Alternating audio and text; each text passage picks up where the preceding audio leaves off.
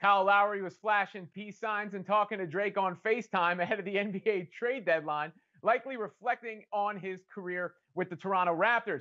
I'm Robin Lundberg here with Ben Pickman and Ashley Nicole Moss. And when you look at Lowry, I think by most he's considered to be the greatest Raptor ever. That conversation has to come down to Lowry, Vince Carter, DeMar DeRozan's in there, Chris Bosh, and you can make a case for Kawhi Leonard. He just wasn't there long enough, but he did win a championship as the best player. But I think, Ashley, when you look at the longevity of it and being identified with the one team and maybe being the leader of that championship team, it is Kyle Lowry.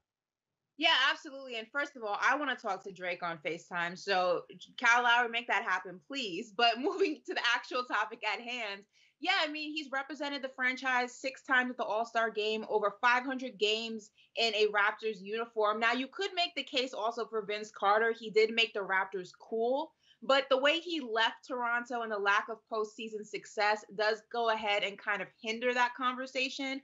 So if we're going to go ahead and talk about success and what he's meant to the franchise overall, it's got to be Kyle Lowry. And when you talk about the greats or talk about the guys who put that Raptors uniform on, Kawhi Leonard, Vince Carter, Chris Bosh, they're all going to go into the Hall of Fame. And Kyle Lowry needs to be right there with them. I don't know if that FaceTime blings the same way as the hotline does. I don't know. But when you talk about Lowry and what he did with the Raptors, it is a little tough because you do see some of these other guys and you say, all right, Kawhi Leonard, definitively the better player, but it's a special situation with Lowry's attachment to Toronto.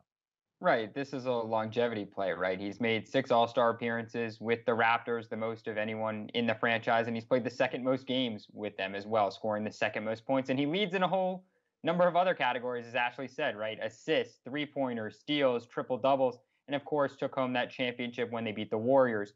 That's what's so impressive about Kyle Lowry's career. But, Robin, you made the point that this is also kind of a by default comparison, right? Kyle Lowry, the Raptors were his third team, and if he gets traded on Thursday ahead of the trade deadline, he'll go to a fourth franchise.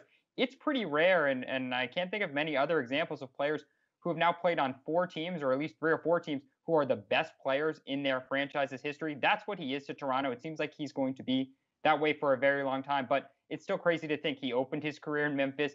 He played for Houston. Now with Toronto, who knows what the next chapter will be for Kyle Lowry. Still, he's always going to be a Raptor, and it seems like he'll be the greatest Raptor of all time for a very long time. It's a sort of comparable situation. I think it would be Chauncey Billups, who bounced around the league a little bit early in his career, and then was thought of as a member of the Detroit Pistons. Obviously not the best Piston ever, but it's a kind of similar career arc where he became the leader and sort of the heartbeat of a championship team, and that's what the Toronto Raptors had with Kyle Lowry.